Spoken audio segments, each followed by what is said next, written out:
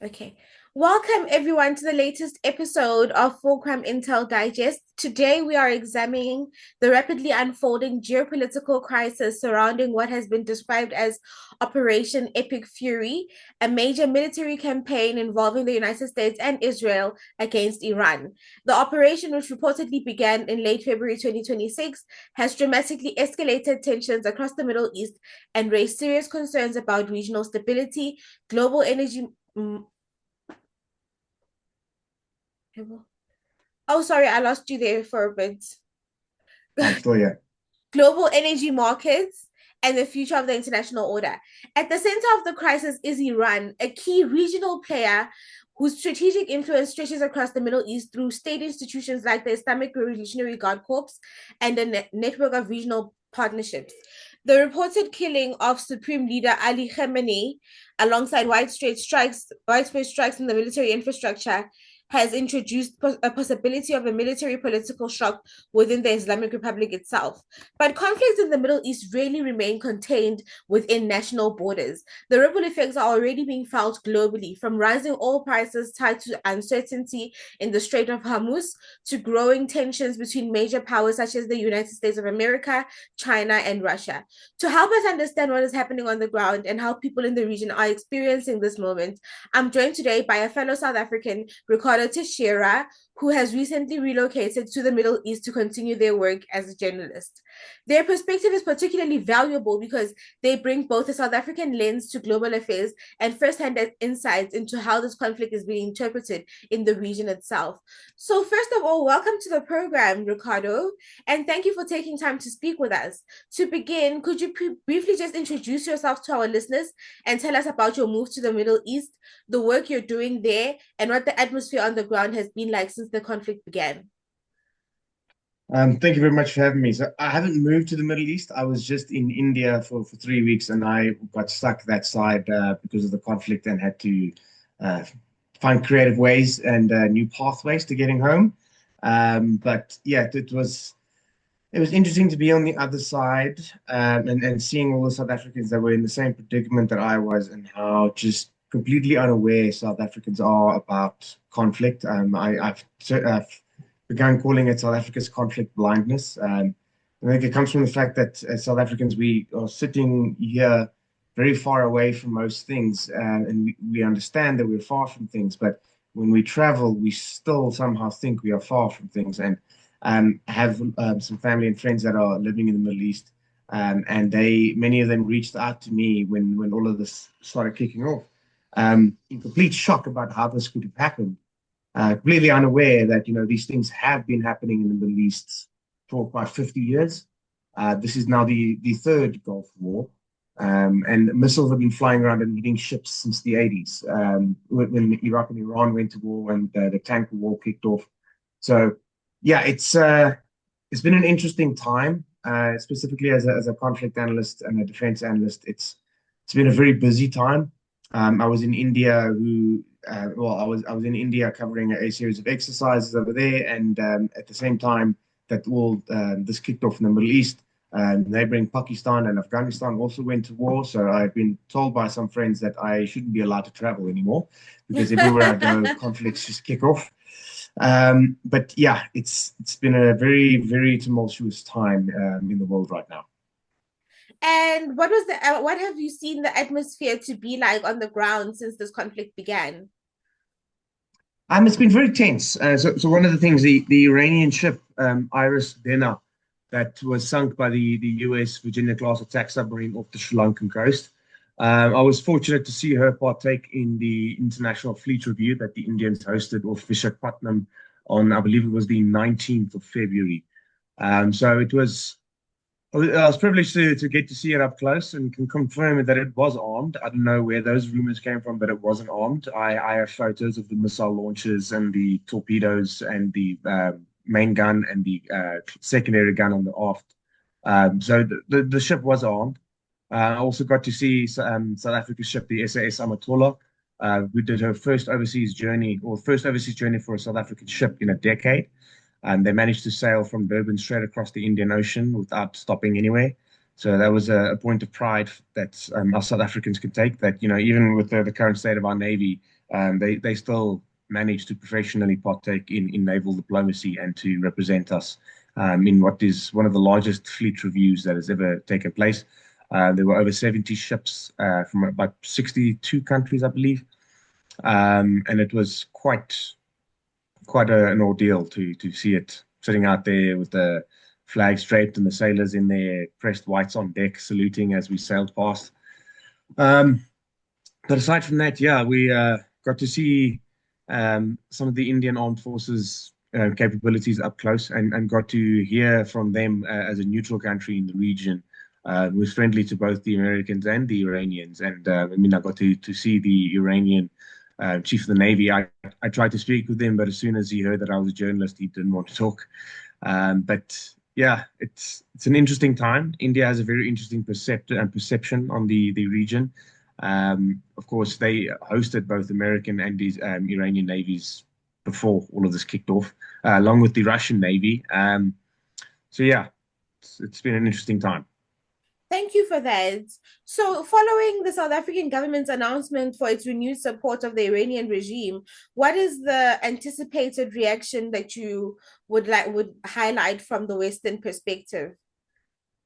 I think in that aspect, one thing we need to remember is that the ANC still conflates its own foreign policy with the country's foreign policy.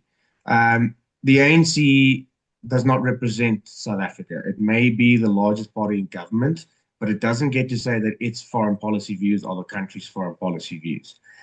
In that aspect, uh, another thing to remember is that, yes, the ANC likes to side with and likes to honor any country that supported them during apartheid, regardless of what they do and how bad they behave.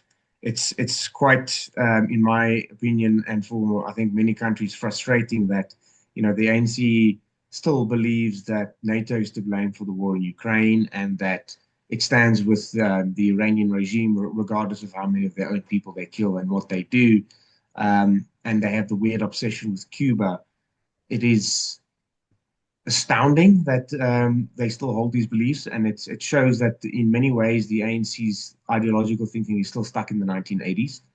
I think it presents a challenge for a lot of our trade partners and a point of contention for Western countries. Okay, thank you for that.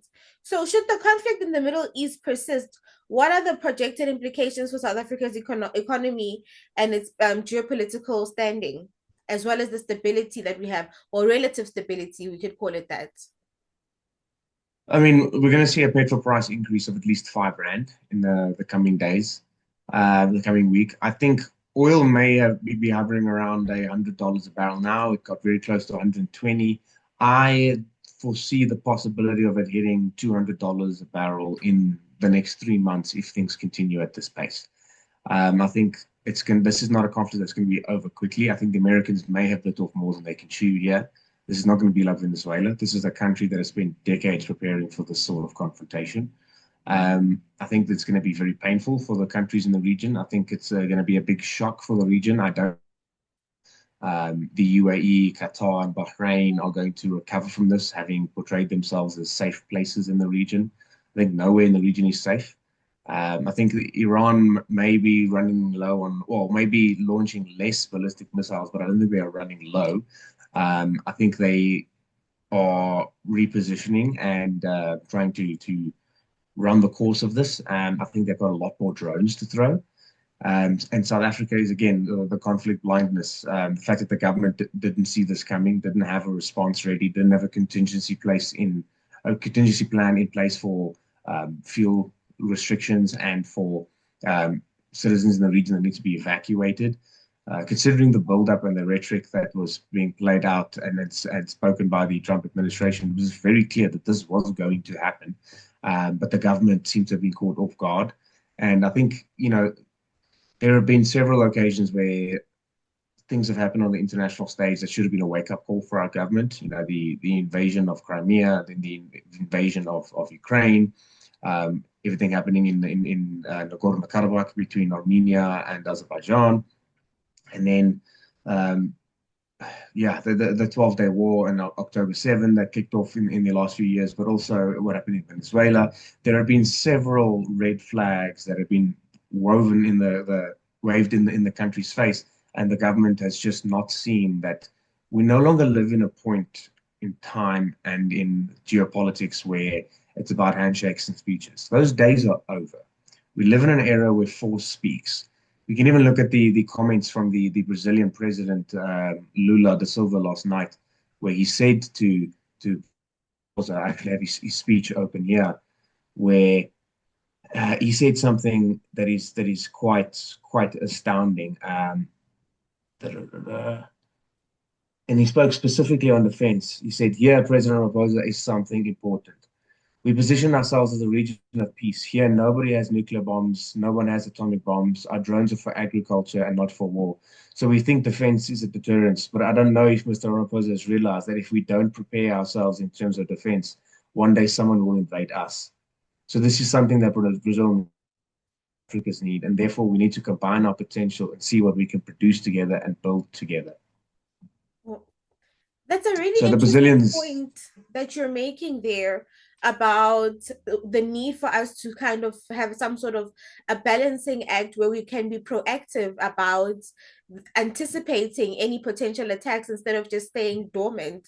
And it brings me to my next question about how South Africa can balance its international relations to mitigate risks associated with global geopolitical tensions.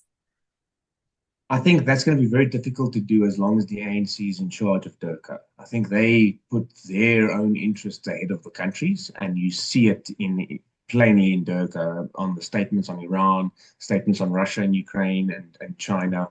Um, it's going to be very difficult to balance our trade and international relations rhetoric when the ANC's ideology dominates our country's foreign policy when it doesn't have the right to. That makes so much sense. Okay, Ricardo, we have come to the end of our discussion today. I don't know if there's anything else that you'd like to add to the conversation we've just had. Yeah, I think as South Africans, we are at a point now where, if the government is going to wake up, we're going to need to have a bit of a shake up, and then the government is going to be forced to realize the world we live in. There's that old saying that no one is as blind as he who refuses to see. And I really think that that is our government at the moment. The president said ahead of the G20 last year, I think it was the Friday before the summit, in a speech, trying to wag his finger at Donald Trump, said, "It cannot be that a country's economy or army determines who has a voice." But that is exactly the foundation of modern geopolitics. That is the foundation of the world we live in. Force speaks, economic might speaks. And unless we focus on building those two things, instead of trying to quote unquote silence the guns, which so far the only ones that have gone silent are our own, we need to wake up. We need to realize that we live in a very, very different time and space now, and force speaks, and we don't have any. Thank That's you so that's all I have much. to say. Thank you for your time, Ricardo. We really appreciate it. Thank you to our viewers Thank for you. taking time out to join this conversation. Please add any comments that you might have into the comments section. Like, share, and subscribe to our channel for more content such as this. And we hope that you have found this session to be quite informative and engaging as we have. Thank you.